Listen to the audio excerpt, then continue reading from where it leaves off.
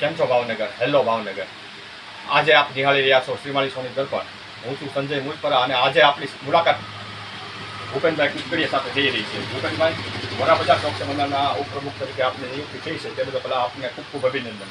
આજના આ એપિસોડમાં તમે તમારા ચોકસી મંડળની પ્રવૃત્તિ પ્રારંભથી લઈને અત્યાર સુધીની પ્રવૃત્તિ અંગે પ્રાથમિક માહિતી આપો. જી સંજયભાઈ, હું વરાબજાર ચોકસી મંડળનું જ્યારે રચના થઈ 2004 ત્યારથી હું કાર્યરત છું અને અમારો ઉદ્દેશ એ જ હતો કે વેપારીઓને પડતી મુશ્કેલીઓ એમાંથી એસોસિએશન બનાવીએ તો એ મુશ્કેલીઓનો ઉકેલ જલ્દીથી આવે અને એસોસિએશન હોય તો બધા સંગઠિત રહી શકે. અમારો મુખ્ય ઉદ્દેશ આ જ હતો અને છેલ્લા 22 વર્ષથી હું જ્વેલર્સ એસોસિએશનની અંદર કારોબારીમાં પણ છું અને અનન્ય સેવાઓ સાથે પણ સંકળાયેલો છું અને છેલ્લા 35 વર્ષથી સોશિયલ ગ્રુપમાં પણ હું સોની સોશિયલ ગ્રુપની અંદર પણ હું કાર્યરત છું અને સમાજ સેવાના દરેક કાર્યોમાં અમે ક્યારે પણ કોઈ વસ્તુ ચૂકતા નથી. દરેક કાર્યોની અંદર અગ્રેસર જ હોઈએ છીએ.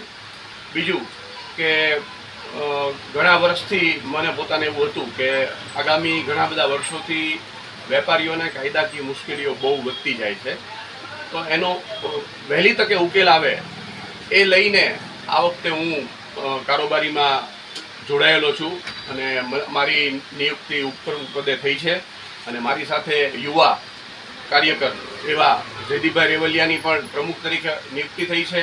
તો અમે બંને એવો સંકલ્પ કરીએ છીએ કે આગામી વર્ષોની અંદર વેપારીઓને કોઈપણ જાતની તકલીફ નહીં થાય અને અમારો વરાબજારનો વેપાર વધે અને વેપારીઓનો સહકાર મળી રહે એ માટે નવા નવા પ્રોજેક્ટો લાવી અને અમે વરાબજાર ચોકસી મંડળને એક ઊંચાઈ ઉપર લઈ જવાની નેમ ધરાવીએ છીએ. સરકારી કચેરીઓ તરફથી વેપારીઓને, ખાસ કરીને નાના વેપારીઓને જે કનડગત થઈ રહી છે તે અંગે તમારા આગામી પ્રોજેક્ટમાં માહિતી તમે કાર્યરત કરવાના છો? હા, છે. ઘણી બધી વસ્તુ એવી છે. જીએસટીનું છે, પછી બીએસઆઈ છે, પછી ચોરાવ માલને લગતી ચોરીની ફરિયાદોમાં વેપારીઓને બહુ જ કનડગત થતી હોય છે. એના માટેના ઉકેલો પણ અમે લઈને આવવાના છીએ આગામી પ્રોજેક્ટની અંદર. બીજું કે ગ્રુપ જ્યારે એસોસિએશન કોઈ પણ પ્રોજેક્ટ કરતું હોય ત્યારે ખર્ચ પણ થતા હોય છે, તો એ ખર્ચની આવક માટેના પણ થોડાક પ્રોજેક્ટો અમે લઈને આવવાના છીએ.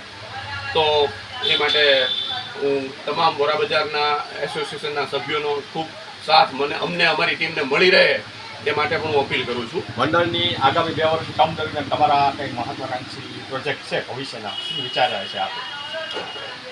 એક પ્રોજેક્ટ તો એ છે કે ભાઈ અમે જ્વેલરીની જે દુકાન છે એ જોખમભર્યો ધંધો છે.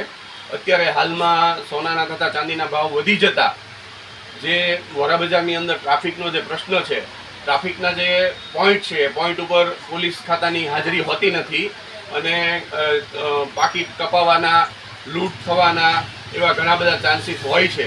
તો એની અંદર પણ અમે એસપીને એક રજૂઆત કરવાના છીએ કે ભાઈ વરાબજાર ચોકસી મંડળના તમામ જ્વેલર્સને સુરક્ષા મળી રહે, પોતાના ગ્રાહકો પોતાની દુકાન સુધી નિર્ભય રીતે આવી અને ખરીદી કરી અને પોતાના ઘરે જઈ શકે એવી સુવિધા ઉપલબ્ધ કરવા માટે અમે પણ પોલીસ ખાતાને વિનંતી કરવાના છીએ.